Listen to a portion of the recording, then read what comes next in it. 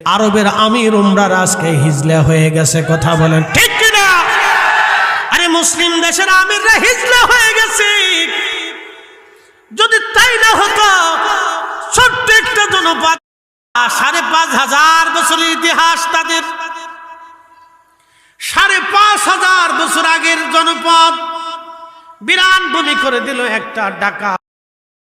আজকে জালিম গোষ্ঠী তিলে তিলে তাদেরকে হত্যা করলো, মায়ের কোল থেকে সন্তান শহীদ করে দিল। খোদায় খোদায় খাবার না পেয়ে পেয়ে বাচ্চারা কঙ্কাল সার হয়ে যাচ্ছে।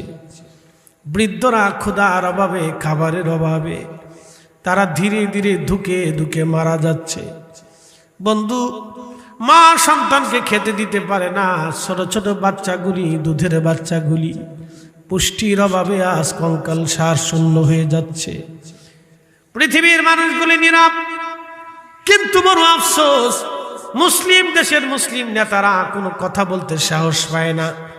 একটা খ্রিস্টান দেশ কলম্বিয়ার প্রেসিডেন্ট, তিনি জাতিসংঘে তুলোধনা করলেন, ইসরায়েলের সাথে সম্পর্ক নষ্ট করে দিলেন।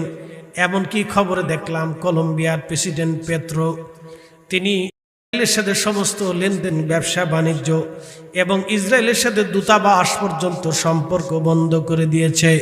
আল্লাহর কসম করে বলি, মুসলিম বিশ্বের প্রত্যেকটা দেশ যদি এর সাথে এইরকম দূতাবাস বন্ধ করে দিয়ে, লেনদেন বন্ধ করে দিত, আরব বিশ্ব যদি আরব সাগরের জন্য বন্ধ করে দিত, আল্লাহর কসম করে বলি, তাহলে গাজা 1 মাসের ভিতরে স্বাধীন হয়ে যাইত। কথা বলেন ঠিক কিনা?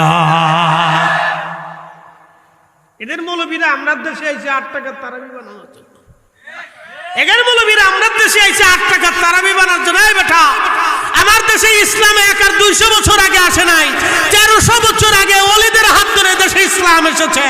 আরে ওলিরা যে ইসলাম আমাদেরকে দিয়েছে, আমরা সেটাই মেনে চলবো। কথা বলে ঠিক না বেটে? তুমি আমাকে কি দিন শিখাইতে এসছো বেটা?